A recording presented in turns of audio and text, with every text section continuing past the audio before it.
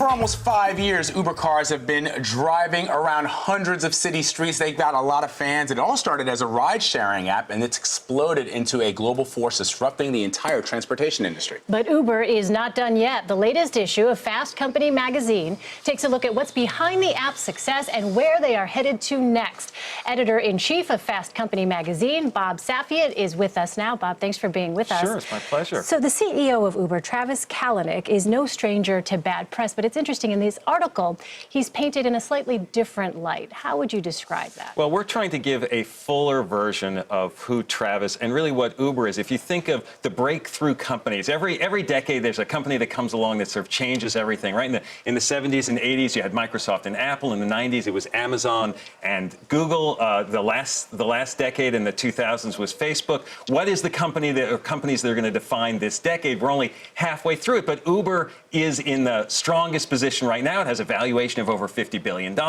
And in the same way that it was important for us to understand Steve Jobs and to understand the Mark Zuckerberg, it's important for us to understand Travis Kalanick. So that's really what we're trying to delve into the story. And we feel a lot of the coverage of him has been somewhat caricatured.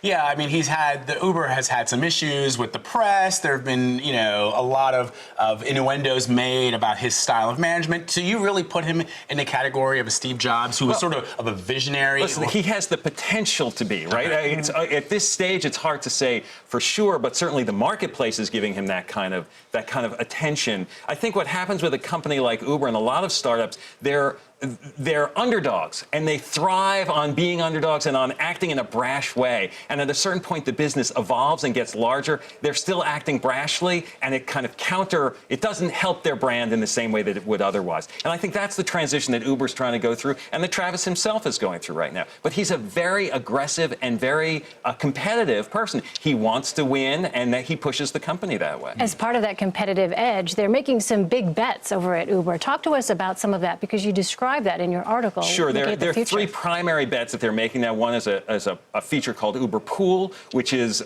basically like carpooling, getting multiple people in the cars. It's very efficient both for users and for drivers and for the company. But that's what Via is doing. The company Via is doing that. But they don't have the scale yet that Uber has. Uber had cut something like 14 million miles out of their driving just in a handful of cities in the first month that they launched. So it really is a dramatic impact that they can have because of the scale of what their operation is. They're also expanding rapidly in China and India, spending $1 billion in each location. They're in 15 cities in China now, on their way to going to 50. And the third is investments they're making in driverless car technology to get to the point where your Uber will be driven by itself.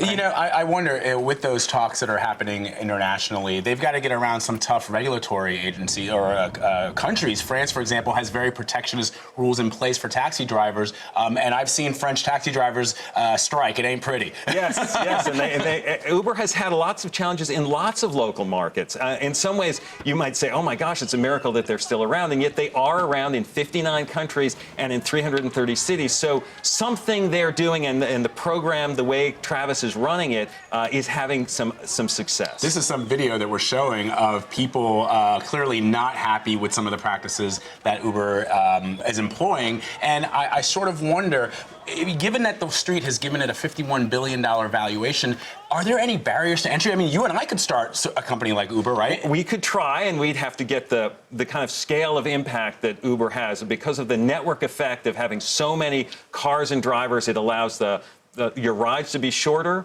the cost to be lower, and better experiences for the drivers. They're busier. So once you get to a certain scale, that allows to happen. A lot of the pushback in France that you mentioned is drivers that are worried they're going to lose their jobs to new drivers, new systems that are cheaper, and that is a challenge that comes up in a lot of locations. There were issues here in New York City. Taxi drivers weren't happy about it. There are issues, and there are legal things. But Uber was launched when it launched in San Francisco. It was called Uber Cab, and it was almost shut down, and they changed the name to Uber. They said, we're not a taxi company, right? And this is the way they ended up getting around those restrictions. They've been very innovative about the way they've approached it. So they exist in what is today known as a one-tap economy, right? You're basically on your phone, you need to go somewhere, you tap that app, and off you go. How does that differ from other one-tap companies or one-tap apps? I mean, Uber represents really, when we talk about the potential that they have to be the defining company of this decade, is because they represent two trends. One of which being, as you call it, the one-tap economy, right, where you use your phone, you can get services or anything sent to you. And the other is the idea of the sharing economy, that there are assets and resources that are not being fully used. Your car sitting in its driveway. Now you can put that to work and you can make a living from the time that otherwise it would be sitting in your driveway. So these two things come together with Uber, and that's what makes them such a dynamic force to reckon with. It's a fascinating look. Robert Safian, editor-in-chief of Fast Company. Thank you. Thanks for having me.